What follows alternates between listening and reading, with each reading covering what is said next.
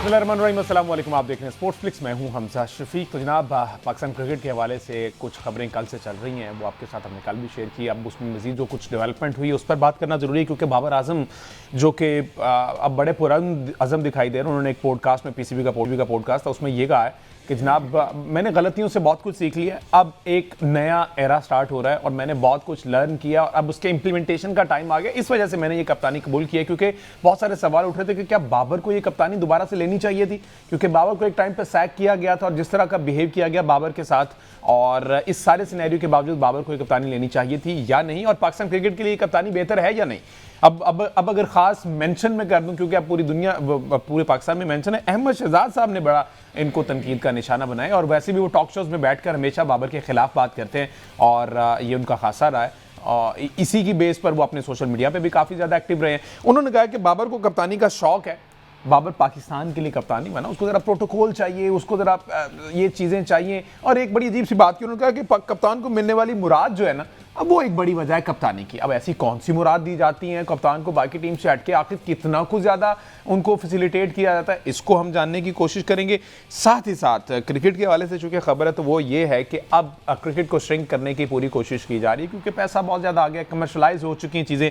One day cricket को 40 over तक महदूद करने की तजवीज़ जो है वो ज़ेर गौर है। ये ICC के इजलास में ये बात सामने आई है, तो ये सूरत हाल बनी हुई है क्रिकेट को लेकर, क्योंकि पैसा अब ज्यादा इसमें आ गया। फिर हम बात करेंगे जी फीफा वर्ल्ड कप 2026 की, जिसमें कल स्पेन ने मेरा ख्याल आधी से ज़्यादा पाकिस्तानी अवाम के जो फेवरेट हैं क्रिस्टियानो रोनाल्डो ना, कि पाकिस्तान बल्कि पूरी दुनिया में, उनकी टीम को पोर्चुगल को बाहर कर दिया और 16 साल के बाद स्पेन ने प्री क्वार्टर फाइनल के लिए क्वालिफाई कर ली, क्वार्टर फाइनल में जगह बना ली है। ठीक है, 1-0 से शिकस्त दी पुर्तगाल को। साथ ही साथ अमेरिका भी बाहर हो गया, डोनाल्ड ट्रंप का कार्ड भी नहीं चला। ठीक है, 4-1 से बेल्जियम ने अमेरिका को शिकस्त दी। और आज एक और बड़ा मैच है जनाब, इजिप्ट वर्सेस अर्जेंटीना, जो कि डिफेंडिंग चैंपियन है। मेसी का भी ये आखिरी वर्ल्ड कप है, जैसे रोनाल्डो का आखिरी वर्ल्ड कप यादगार नहीं बन सका, वो रात को बाहर हो गए। मेसी के लिए गोल्डन चांस है कि वो इस चीज़ का इसका दिफा कर पाते हैं, इसको डिफेंड कर पाते हैं या नहीं। सारी सूत्र पर बात करते हैं। हमारे साथ मौजूद हैं सीनियर स्पोर्टिस्ट इरफान ज़हीर साहब, साथ ही साथ हमें ज्वाइन करेंगे अहमद सईद साहब। Welcome to both of you जी। क्रिकेट पर बात कर लेते हैं। इरफान भाई अस्सलाम वालेकुम। वालेकुम सलाम हमजा, थैंक यू। इरफान भाई, बाबर आजम का नए आजम माजी की गलतियों से सीखकर बेहतर क़यादत का ऐलान, टीम को अच्छे से लीड करूंगा, कप्तानी में पुख्तगी और क्लैरिटी आई है, ये सारी चीज़ें हमारे सामने आई हैं, जो कि बाबर ने पॉडकास्ट किया लॉन्ग विद सलमान भट्ट साहब। क्या समझते हैं, बाबर ने वाकई अपने आप को इम्प्रूव किया, या फिर ये वही ये लफ्जी वार है जो कि कप्तानी मिलने के बाद हर कप्तान का ये अज़म होता है कि जनाब मैं ये कर दूंगा वो कर दूंगा? देखिए जहाँ तक ये बात अज़म की है या उनकी जो बातें कही हैं, ये पहले तो कहना हम कुछ कह नहीं सकते, स्पेकुलेशन ही होगी। क्या वाकई इस दफा वो सीख के आए हैं या सिर्फ महज बातें कर रहे हैं? पास में तो हमने यही देखा है। जहाँ तक इस बात की बात है कि क्या उनको कप्तानी लेनी चाहिए थी या नहीं, अगर मैं अपना ओपिनियन दूं तो मेरा ख्याल है कि बोर्ड को देनी नहीं चाहिए थी। उसकी रीजन बड़ी सिंपल है कि किसी भी कैप्टन को जब आप एक सर्टेन टाइम फ्रेम देते हैं, 4 या 4.5 साल का टाइम मिल जाता है, it is more than enough. किसी की भी कैप्टन जो आपकी एबिलिटीज होती है, लीडरशिप क्वालिटी बेसिकली है, कैप्टन क्या है, लीडरशिप है, तो वो आपको नजर आता है कि क्या वो बाबर में थी। वो आई एम सॉरी, मुझे तो ऐसा कोई बहुत ज्यादा नजर नहीं आई। दूसरी तरफ जो बोर्ड का स्टांस नजर आ रहा है, जो हमने उसको प्रोब करने की कोशिश की है देखने की, वो कहते हैं कि हमारे पास ऑप्शंस नहीं थी। अब ऑप्शन में आपके पास पाकिस्तान के पास सिर्फ 3 नाम आते हैं, बाबर आजम, साउशकील या सलमान अली आगा। अब मेरी नजर में कि आपका जो वाइस कैप्टन होता है वो नंबर 1 चॉइस होना चाहिए।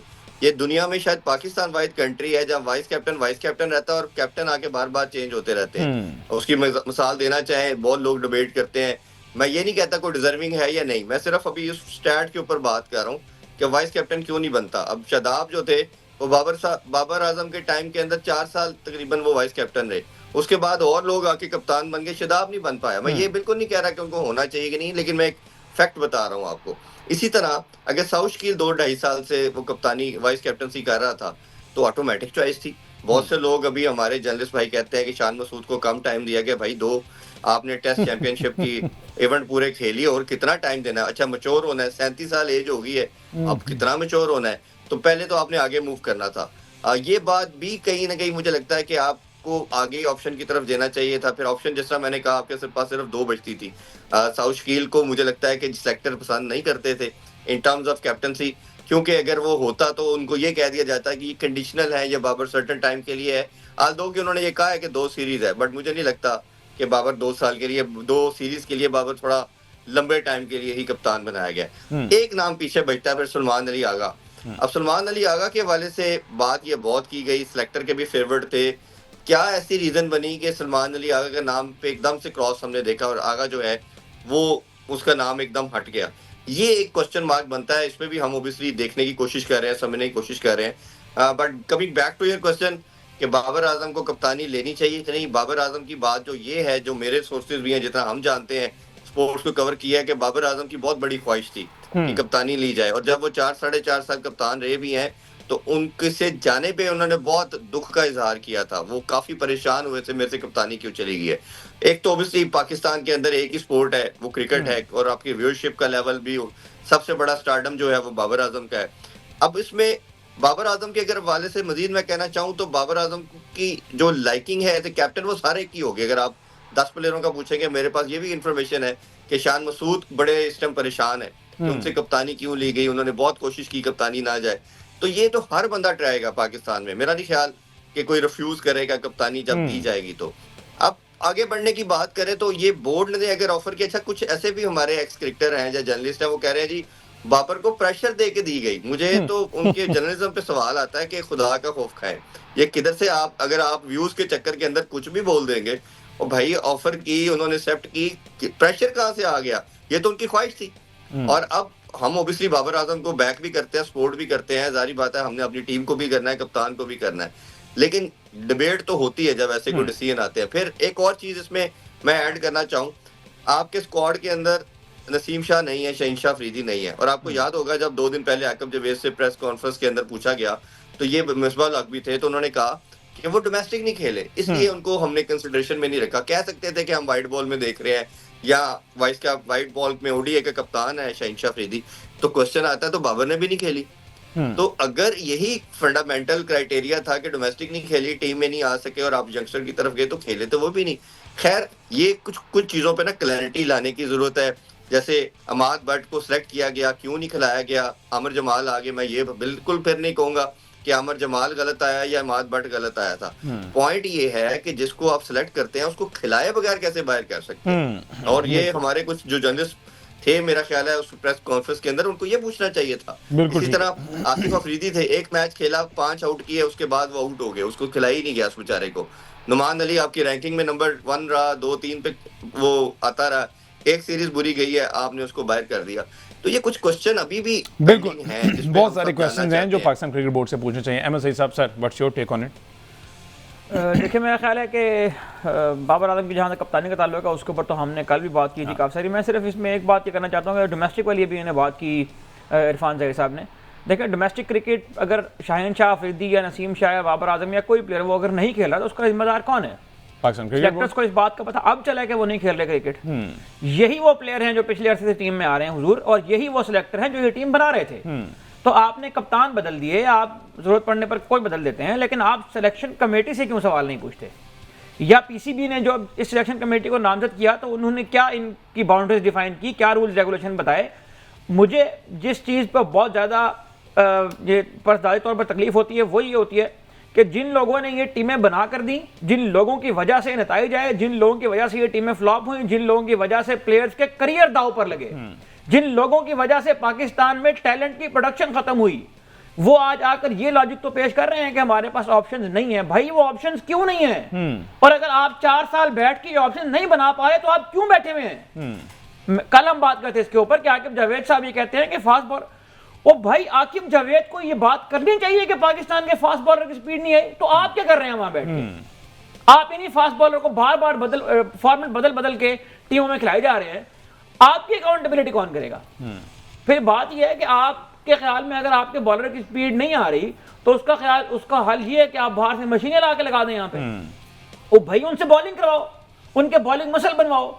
आप यहाँ पर आके तौजीह पेश कर देते हैं, मतलब जो आपके मुंह में आए ना वो आप बोल देते हैं। और पीसीबी ने इतना खुला काम छोड़ा हुआ है, पीसीबी ने इतना मतलब इनको सर चढ़ाया हुआ है कि ये जो मर्जी लॉजिक दे के यहां से निकल जाए, इनको कोई नहीं पूछता।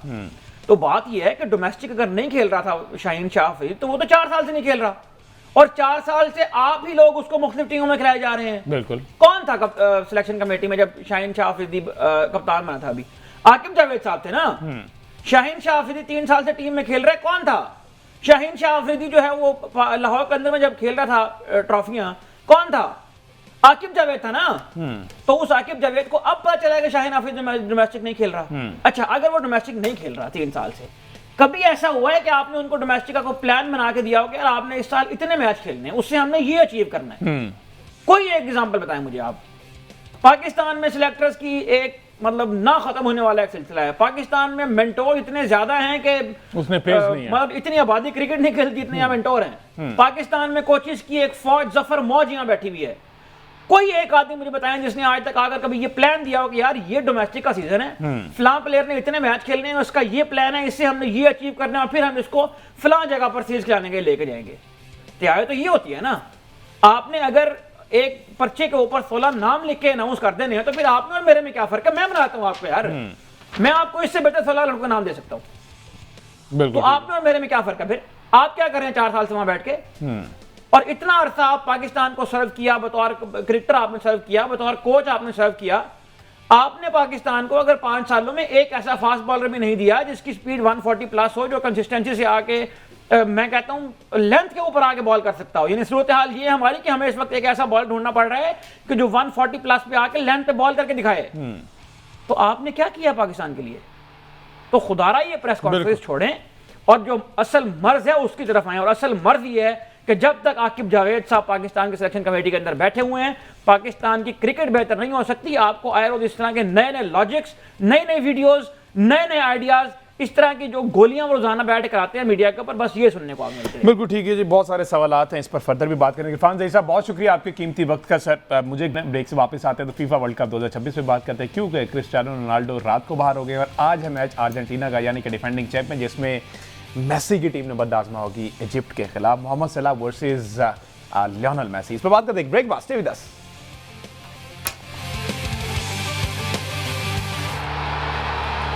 वेलकम बैक जी। बात हो रही थी क्रिकेट के हवाले से, अब बात करते हैं क्रिकेट फीफा वर्ल्ड कप 2026 के हवाले से, जिसमें कल रोनाल्डो की टीम पोर्चुगल जो है वो टूर्नामेंट से बाहर हो गई। और ये रोनाल्डो के जितने भी फैंस हैं अब वो इस वक्त बड़े दिल बर्दाश्ता से हुए हुए हैं, डिसहार्ट हुए हुए हैं और रात भर उनको नींद नहीं आई। लेकिन कोई बात नहीं, it's a part of game. आज एक और बड़ा मैच इजिप्ट वर्सेस अर्जेंटीना, जिसमें मोहम्मद सलाह वर्सेस आप कह सकते हैं लियोनेल मेसी को आपको पता है कि डिफेंड कर रहे हैं अपना जो टाइटल है, और ये मोस्ट प्रोबेबली उनका भी आखिरी वर्ल्ड कप ही साबित होगा। अहमद सही साहब, क्या लगा कल कहाँ पर जो है वो पोर्चुगल हार गई? मुझे लगता है कि थ्रू आउट द मैच ये अगर देखा जाए 90 मिनट प्लस जितना भी था, कहीं पर भी वो यूनिटी दिखाई नहीं दी पोर्चुगल की टीम में। अब वो अग्रेसिवनेस, वो टीम प्लान, कुछ भी ऐसा दिखाई नहीं दिया और ऐसा लगा कि जैसे प्लेट में रख के मैच दे दिया गया। देखें, कल का मैच जो है वो मतलब उसको 2 हिस्सों में हम उसकी बात कर सकते हैं। एक ज़ाहिर है उसका एक अलग हिस्सा जो है वो क्रिस्टियानो रोनाल्डो के लिए मुख्तस करना पड़ेगा। मेरा ख्याल है इतना जो शानदार कैरियर उन्होंने गुजारा है, इतनी लेगेसी तो वो डिजर्व करते हैं कि यहाँ पर उनके लिए कुछ अलग से बात की जाए। दूसरा हिस्सा जो है वो यकीनन मैच का टैक्टिकल एनालिसिस होगा। क्रिस्टियानो रोनाल्डो की लेगेसी इतनी बड़ी है, क्रिस्टियानो रोनाल्डो का जो करियर है वो इतना शानदार है, इतना इलस्ट्रियस है कि उसके ऊपर अगर हम बात करना शुरू करें तो फिर शायद पूरा एक शो हमें उसके ऊपर अलग से चाहिए। मैं सिर्फ ये कहूँगा कि पाकिस्तान में बहुत सारे ऐसे फैंस हैं फुटबॉल के जिन्होंने बचपन में फ़ुटबॉल देखना ही इसलिए शुरू की थी कि वो क्रिस्टियानो रोनाल्डो से इंस्पायर हुए थे। एक पूरी जनरेशन उसके लिए कल का दिन मतलब इमोशनली एक तकलीफ़देह दिन था कि क्रिस्टियानो रोनाल्डो जो है वो फ़ुटबॉल से रुखसत हुए और फ़ुटबॉल का सबसे जो प्रेस्टिजियस प्राइज़ है फीफा फुटबॉल वर्ल्ड कप, उसको वो जीतने में कामयाब नहीं हुए और अपनी नमनाक आंखों के साथ जो है वो पोर्चुगल की टीम को खैरबाद उन्होंने कहा इंटरनेशनल फुटबॉल से रुखसत हुए। लेकिन मैं ये समझता हूँ कि जो लेगेसी वो फुटबॉल के लिए छोड़ के जा रहे हैं, जो अपने कंट्री के लिए छोड़ के जा रहे हैं, वो शायद इससे बहुत बड़ी है। उन्होंने एक ऐसी नेशन को जिसको फुटबॉल की दुनिया में शायद कोई इतनी जानते तो लोग थे लेकिन इतनी लिफ्ट नहीं करवाते थे, मैं अगर ये लफ्ज़ इस्तेमाल करूँ, वो उस पूरी नेशन को फुटबॉल के मैप के ऊपर ले आए हैं। क्रिस्टियानो रोनाल्डो अपने पीछे एक जनरेशन ऑफ प्लेयर छोड़ के जा रहे हैं कि जिनसे ये एक्सपेक्ट किया जा सकता है कि वो फ्यूचर में पोर्चुगल के लिए ट्रॉफीज जीतेंगे, लेकिन जब वो पोर्चुगल की टीम का हिस्सा बने तो उस वक्त ऐसी कोई लेगेसी इस टीम के पास नहीं थी। वो एक ऐसे आइलैंड से ताल्लुक़ रखते हैं जो जिसका नाम मदीरा है, और मदीरा जो है वो मेनलैंड पोर्चुगल का भी हिस्सा नहीं है। वहाँ से एक आदमी उठा और उसने अपनी जो बचपन था उसने देखा कि उसका बाप वहाँ नहीं है, उसने एक बहुत ही हार्ड फॉर्ड ज़िंदगी गुजारी, और उस ज़िंदगी गुजारते हुए वो एक ऐसी स्टेज के ऊपर पहुंचा कि फुटबॉल उसके नाम से पहचाना जाने लगा। और फुटबॉल के जो क्लब फुटबॉल है उसका सबसे इंपॉर्टेंट टूर्नामेंट, सबसे competitive tournament UEFA champions league. आज भी चैंपियंस लीग का नाम जहन में आए तो सबसे पहला चेहरा जो जहन में आता है वो क्रिस्टियानो रोनाल्डो का है। और क्रिस्टियानो रोनाल्डो जो है वो एक ऐसा करियर छोड़कर गए हैं फुटबॉल की दुनिया में। थोड़ा इमोशनल हो रहा हूँ मैं, माफ़ी चाहता हूँ अपने सुनने वालों से। तो ये बहुत तकलीफ बात है कि रोनाल्डो जो है वो वर्ल्ड कप जीते बगैर रुखसत हो गए हैं फुटबॉल की दुनिया से। लेकिन जो फुटबॉल को वो देकर गए हैं उसके लिए हम उनके शुक्रगुजार हैं। जो फुटबॉलिंग कल्चर वो पोर्चुगल को देकर गए हैं उनके लिए पूरे नेशन के शुक्रगुजार है। और जो जनरेशन ऑफ प्लेयर वो छोड़ के जा रहे हैं उनसे एक्सपेक्ट किया जा सकता है कि वो फ्यूचर में ट्रॉफी लेकर आएंगे अपने मुल्क के लिए। कोई बात नहीं, it's a part of game. ठीक है, लेजेंड वो अपना पार्ट प्ले कर गए और कोई बात नहीं, हार जीत गेम का ऐसा है। बड़े बड़े लेजेंड्स आए और चले गए इस तरह से, और ये गेम इसी तरह से चलता रहेगा। लेकिन वो मेमोरीज बहुत सारी दे के गए हैं जो कि हमेशा याद रखी जाएंगी। और उनकी बहुत सी सर्विसेज हैं पोर्चुगल के लिए और दीगर क्लब जिनकी तरफ से वो खेलते रहे हैं उनके लिए। ऑल्दो वो कंटिन्यू करेंगे, मोस्ट प्रोबेबली कंटिन्यू करें, लेकिन एक बड़े प्लेटफॉर्म गोल्स उनके हो चुके हैं और वो उनका अज़्म ये है कि वो 1000 गोल साथ जो है वो रुखसत होना चाहते हैं। तो हो सकता है कि उसके लिए वो एक आध सीजन और खेलेंगे। कल के मैच की जो टैक्टिकल साइड है उसकी अगर हम बात करें तो पोर्चुगल की वो मिडफील्ड जो ऑन पेपर शायद इस वर्ल्ड कप की सबसे बेहतर मिडफील्ड थी, जो उनसे एक्सपेक्ट किया जा रहा था वो प्रोड्यूस नहीं कर पाए हैं। ब्रूनो फर्नांडिस हैं, विटिनिया हैं, जॉन नेवेस हैं, उनमें से कोई भी जो है वो कोई ऐसी कारकर्दगी दिखाने में कामयाब नहीं हुआ है कि जिसकी वजह से कोई चांसेस क्रिएट होते। और जो बैकवर्ड पासेस थे वो बहुत ज़्यादा थे, जो साइडवेज पासेस थे वो बहुत ज़्यादा थे। उन एरियाज़ के अंदर जहाँ पर स्पेन के डिफेंस को हर्ट किया जा सकता था वहाँ पर जो है बहुत ज़्यादा हमें चांस देखने को नहीं मिले। क्योंकि पोर्चुगल की टीम पहले हाफ में बहुत बेहतर खेली, लेकिन दूसरे हाफ में जब स्पेन की टीम ने रीएडजस्टमेंट्स की और उन्होंने अपनी जो टीम टॉक थी हाफ टाइम पर, उसके बाद जब वो वापस आए तो वो बहुत बेहतर शेप के अंदर, बहुत बेहतर कंट्रोल के अंदर नजर आए। और जब एक बार वो कंट्रोल गेन कर लेते हैं, स्पेन की हमें फुटबॉल का जो उनका प्लेइंग स्टाइल है वो ये बताता है कि जब वो एक बार किसी खेल के ऊपर कंट्रोल कर लेते हैं तो फिर वो उसको जो है वो बहुत कम ऐसा होता है कि उनके अंदर कोई लूप होल जो है वो। और स्पेन एक ऐसी टीम है जिसने पूरे वर्ल्ड कप में अब तक कोई गोल कंसीड नहीं किया है। एक बॉल जो है वो क्रॉस बार से यकीनन टकराया, जो नूनो मेंडेस ने एक शॉट मारा था वो डिफ्लेक्ट होकर क्रॉस बार से टकराया, लेकिन उसके अलावा कोई ऐसा चांस पोर्चुगल की टीम क्रिएट करने में कामयाब हुई नहीं है कि जिसको एक आ जाए कि ये शायद एक ऐसा चांस था कि इस पर गोल हो सकता था। दूसरी तरफ स्पेन ने पहले हाफ में भी एक 1v1 चांस क्रिएट किया, इसको ओयारज़ाबाल ने मिस कर दिया। उसके बाद पोर्चुगल की टीम ने मैच पर कंट्रोल जरूर हासिल किया, लेकिन अगेन वही बैकवर्ड पासेस और साइडवेज पासेस चूंकि बहुत ज्यादा थे तो वो उस तरह से हर्ट नहीं कर पाया उनके डिफेंस को कोई प्रॉब्लम नहीं होती उनके अगेंस्ट खेलने में। तो और स्पेन जो है वो इस बात का वेट कर रहा था कि कोई एक ऐसी गलती जो पोर्चुगल का डिफेंस करे उसका खुमियाजा उन्हें भुगतना पड़ा, जब आखिरी लम्हात के अंदर फैरन टॉरेस ने एक बहुत शानदार बॉल दिया। मिकाइल मरीनो जो भी एक बहुत शानदार सीजन खेल कर आए हैं आर्सेनल की जानिब से भी, तो वो एक बहुत शानदार गोल था और उसके पास वो एक ऐसे वक्त के ऊपर गोल हुआ था जब वापसी का कोई रास्ता मौजूद था नहीं। तो अनफॉर्चुनेटली एक ऐसी टीम जो ऑन पेपर बहुत अच्छी टीम थी, वो टीम जो तवक्कुआत से थी, जो एक्सपेक्टेशन थी, उसके मुताबिक परफॉर्म करने में कामयाब नहीं हुई है। और वर्ल्ड कप में टूर्नामेंट में ऐसा हो जाया करता है। लेकिन क्रिस्टियानो रोनाल्डो के हवाले से अगर हम देखें तो ये दिन बहुत अहम था, लेकिन मैं साथ साथ एक बात यहाँ जरूर मेंशन करूंगा कि आप रोनाल्डो को सपोर्ट करते हो या आप मेसी को सपोर्ट करते हो, जितनी हमने फुटबॉल देखी है, जितनी हम फुटबॉल की समझ रखते हैं, मेरा ख्याल है कि 41 ईयर्स ओल्ड क्रिस्टियानो रोनाल्डो से ये तवक्को रखना कि वो सिंगल हैंडेडली टूर्नामेंट जितवा देंगे, ये भी जरा ज्यादती की बात थी। तो जो टैक्टिक्स इस्तेमाल किए गए रोबर्टो मार्टिनेज की तरफ से, उनके टीममेट्स की तरफ से, उसमें लग रहा था कि रोनाल्डो शायद एक लायबिलिटी बन रहे हैं, उनके लिए वो एसेट नहीं बन रहे हैं। तो 41 ईयर्स ओल्ड प्लेयर से ये तवक्को रखना कि वो सिंगल हैंडेडली मैच जितवा दे, सिंगल हैंडेडली वर्ल्ड कप जितवा दे, ये मेरा ख्याल है कि जरा ज्यादा था, it was too much to ask, और उसको वो करने में कामयाब नहीं हुआ। अच्छा, टीम मैनेजर भी जो है ना वो इस्तीफा उन्होंने दे दिया, रिजाइन कर दिया इस शिकस्त के बाद। कहीं ना कहीं उनकी भी गलती, जिस तरह से आप 41 ईयर्स ओल्ड रोनाल्डो की बात कर रहे हैं, उनको 90 मिनट्स तक खिलाना ये भी फिर मेरा ख्याल उनके साथ ज्यादा, या फिर उनकी म्यूचुअल अंडरस्टैंडिंग थी कि भाई रोनाल्डो जो है वो पूरा। देखिए, फुटबॉल के खेल में जितने अख्तियार होते हैं कोच के पास या मैनेजर के पास, मुझे लगता है कि सबसे पहला ब्लेम तो उन्हीं के ऊपर ही जाना चाहिए, क्योंकि उन्हें ये कॉल लेना था। जिस तरह हम अगर बेल्जियम की टीम की बात करें, बेल्जियम ने क्वार्टर फाइनल के लिए क्वालिफाई कर लिया है और इस वर्ल्ड कप से पहले कोई भी, मुझ समेत कोई भी ये नहीं कहा था कि बेल्जियम की टीम यहां तक जाएगी। उन्होंने एक बड़ी कॉल ली, उन्होंने अपने 2 top notch players Kevin De Bruyne और जेरेमी डोकू, उनको टीम से बाहर कर दिया और उसके बाद उन्होंने आके यूएसए के खिलाफ भी 4 गोल स्कोर किए। उससे पहले सेनेगल के खिलाफ उनको कम बैक करना था हालांकि वहां पे, तो उन्होंने केविन डी ब्रुयना को बेंच करा के तो वहां पर एक कम बैक किया। तो ये वाली कॉल जो है रोबर्टो मार्टिनेज से इसलिए नहीं ली गई कि शायद उनका ये ख्याल था कि जो पोर्चुगल की तरफ से 2022 के वर्ल्ड कप के बाद जो बैकलैश आया था उनके उस वक्त के मैनेजर के जो सैंटोस थे उनके ऊपर भी आया था कि रोनाल्डो को उन्हें बेंच करवा दिया था, तो फिर पोर्चुगल जो है वो मैच हार गया। तो इस किस्म की सिचुएशन जब डेवलप हो और बहुत ज्यादा प्रेशर फैंस का भी जाहिर है मैनेजर के ऊपर होता है, तो वो ये कॉल लेने में कामयाब नहीं हुए हैं। और ये बहुत एविडेंट था इस अगर वर्ल्ड कप के पहले 4 मैचों में देखें, जो फ्लुएंसी पोर्चुगल की क्रोएशिया के खिलाफ आखिरी 20 मिनट में नजर आए, इसमें ब्रूनो फर्नांडो और रोनाल्डो दोनों वहां पर मौजूद नहीं थे। मेरा ख्याल है कि अगर ये टीम इनके बगैर स्टार्ट करती और पहले 60-70 मिनट इनके बगैर खेलती और बाद में आकर ये अपना कंट्रीब्यूशन देते हैं नंबर 9 के तौर पर, तो शायद ये ज्यादा बेहतर कॉम्बिनेशन होता। और जॉ फेलिक्स को दोबारा से स्टार्ट करवाना राफेल लियाओ की जगह पर, जबकि वो बहुत अच्छा मैच खेल कर आए थे क्रोएशिया से, मेरा ख्याल है कि ये वो मिस्टेक है जो जिसकी वजह से रोबर्टो मार्टिनेज इस वक्त जो है वो रिग्रेट कर रहे होंगे कि उन्हें राफेल लियाओ को टाइम देना चाहिए था, उन्हें गोंकालो रामोस को टाइम देना चाहिए था, और जो फ्लुएंसी उनकी पिछले क्रोएशिया के खिलाफ मैच में 15-20 मिनट में बनी हुई थी उसी के साथ ही उन्हें इस टीम के साथ जाना चाहिए था, क्योंकि स्पेन बहरहाल बाकी ओपोनेंट से तो बहुत बेहतर टीम है।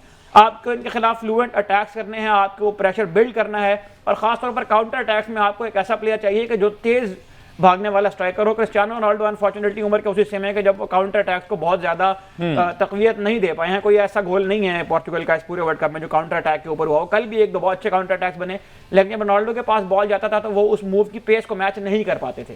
तो मेरा ख्याल है कि ये ब्लेम तो मैनेजर के ऊपर ही आना चाहिए कि वो ये कॉल नहीं ले पाए।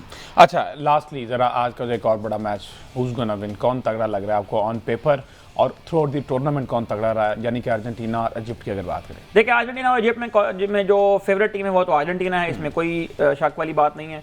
और वो पिछले 7-8 मैचों में उन्हें स्कोर भी किए हैं, अनबिटन भी आ रहे हैं, पिछले 11 मैचों में वो अनबिटन हैं, और मैसी भी जो है भरपूर फॉर्म में है। तो जो फेवरेट का टैग है वो तो अर्जेंटीना के साथ ही जाएगा, और ये एक बहुत आसान मैच है अर्जेंटीना के लिए जो इजिप्ट उनको मिली है। इजिप्ट की अगर हम वर्ल्ड कप के अब तक की कैंपेन देखें, उसमें 3 मैच तो ऐसे हैं कि जो रेगुलर टाइम के ऊपर ड्रॉ पर खत्म हुए। एक मैच न्यूजीलैंड से उन्हें जीता था, और एक ऑस्ट्रेलिया की टीम को राउंड ऑफ 16 में उन्हें पेनल्टीज पर शिकस्त दी थी। तो 92 ईयर्स के बाद जो है वो इजिप्ट की टीम राउंड ऑफ 16 में जरूर पहुंची है, लेकिन इससे आगे का सफर उनका मुश्किल लग रहा है। फेवरेट टीम अर्जेंटीना है, लेकिन अगर पर्सनली आप मेरे से पूछेंगे तो मैं इजिप्ट की टीम को आज के मैच में सपोर्ट भी कर रहा हूं, और मैं चाहूंगा कि इजिप्ट की टीम जो है वो अपसेट करे, जिसके चांसेस जो है वो बहुत कम है, क्योंकि इस वक्त तक जो प्रेडिक्टर बता रहा है वो ये है कि 75% चांसेस अर्जेंटीना के ऑलरेडी हैं इस मैच में जीतने के। तो ये 25% चांस वाली टीम जो है उसके साथ मैं दोबारा आज कोशिश करूंगा कि एक अंडरडॉग के साथ खड़ा हूं, पर कोशिश करते हैं कि ये वाला ऑप्शन, यानी कि आप चाह रहे हैं कि ये दोनों भाई जो कि दोनों तबाही थे वो उसी में, it's not about Ronaldo versus Messi. मैं यहाँ पर बैठकर आपके सामने मेसी को भी कई बार प्रेज कर चुका हूं, बिल्कुल ऐसे ही है, और मेरा ख्याल है कि बड़े प्लेयर्स जो होते हैं उनसे इंस्पिरेशन ली जाती है, उनको प्रेज किया जाता है। It's not about Ronaldo versus Messi. बस मैं चाहता हूँ कि इजिप्ट और अर्जेंटीना के मैच में से इजिप्ट की टीम कामयाब हो, ताकि हमें राउंड ऑफ 16 में अरब कंट्रीज की रिप्रेजेंटेशन मिले, मुस्लिम कंट्रीज की रिप्रेजेंटेशन मिले। इसमें मोरक्को पहले से क्वालिफाई कर चुका है, इजिप्ट में अगर वहां चला जाएगा तो जाहिर है कि बिल्कुल ठीक है, एक अच्छा। लेट्स सी जी, रात 9 बजे अर्जेंटीना इजिप्ट और दूसरा मैच न्यूजीलैंड वर्सेस कोलंबिया खेला जाना है। लेट्स सी इनमें से कौन जीते हैं और कौन वापस घर जाएंगे। होप फॉर दी बेस्ट जी। आपसे मुलाकात होगी कल, मुझे दीजिए इजाजत, अल्लाह हाफिज़।